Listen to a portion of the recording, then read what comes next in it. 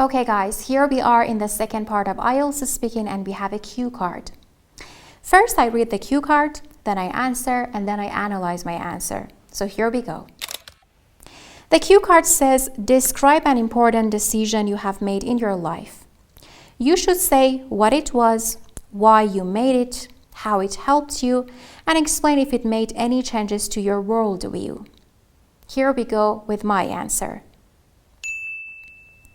One of the most significant and life-changing decisions I have made so far was the choice to pursue higher education abroad.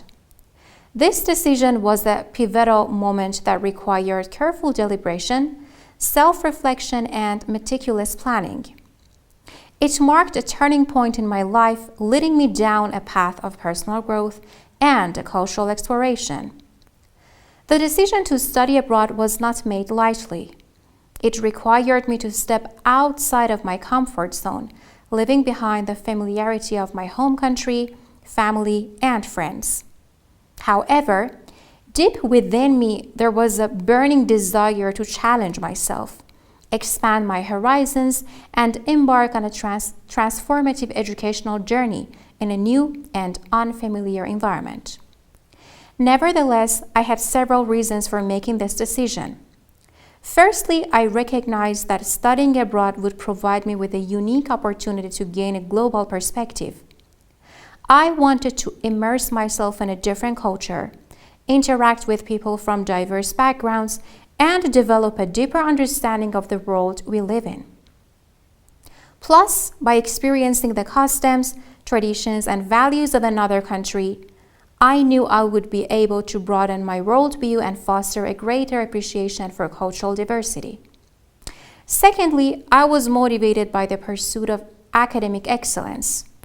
The institution I chose to attend abroad offered a range of programs in my field of interest, with esteemed professors and cutting-edge resources.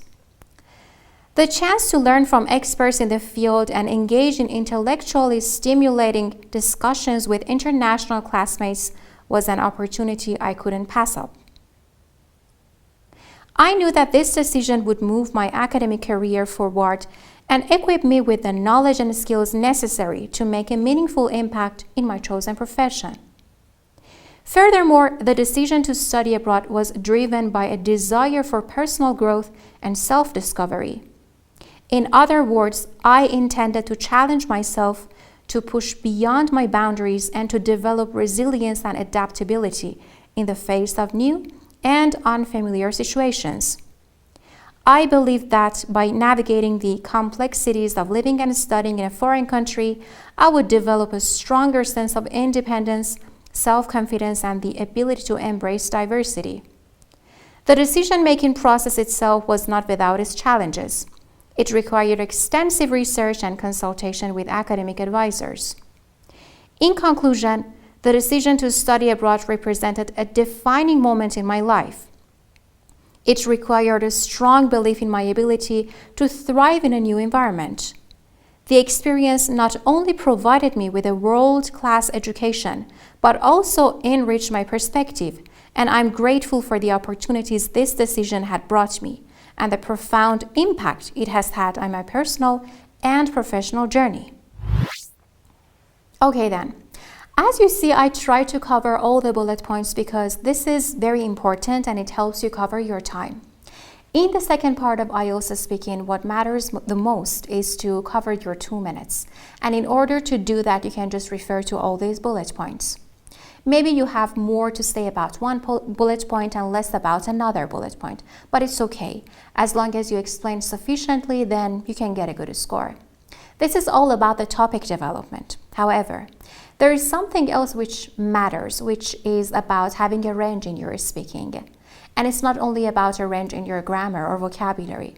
It's also about your connectives and the tenses you use in your speaking, and you should sound fluent when you're using any of those. So not having many hesitations, self-repetitions, or self-corrections can help you in your fluency and coherence. Something else that you should pay attention to is your pace of speech. Maybe one person gives the same answer, and as they speak fast, then it takes them less time. But if you speak slower, then it takes you more time to give the same answer. It really depends on how you talk. Other than that, I was talking about the range in your vocabulary. And to get more detailed, you should use a range of collocations. For example, in my speaking, I try to use some vocabulary and collocations in the topic. For example, significant, which means important, life-changing, to pursue higher education, pivotal moment, which means a very crucial moment, deliberation, self-reflection, meticulous, a turning point, something that changes your life, personal growth, cultural exploration. To step outside of your comfort zone, it means to do more than what you always used to do. Your home country, a burning desire, it means a very important passion you have for something. Expand my horizons, to embark on a transformative educational journey, it means to start it. A unique opportunity, global perspective, to immerse myself, which means to engage myself, to interact with people, to develop a deep understanding, a diverse background, to broaden my worldview, to foster a great appreciation, which means to develop a joy or appreciation for something, cultural diversity, the field of interest, which means the field that you're interested in. Some esteemed professors, which means some very advanced expert professors, cutting-edge resources, to pass up, academic career, to make a meaningful impact. I also use the word personal growth, self-discovery, intend, which means to want something, to push beyond my boundaries, it means to step out of my comfort zone. Resilience and adaptability, they're somehow synonyms. Sense of independence, self-confidence, extensive research, a defining moment, world-class education, to enrich your perspective, and a profound impact. You can also use a range of connectives as I did, like for example the words however, nevertheless, furthermore, in other words, however, not only but also some adverbs in the beginning of your sentence and also some time order words. This is how you can get a good score. Fantastic. Just as we did today, you can search for speaking questions, share your own answers, record your responses, and then listen to them.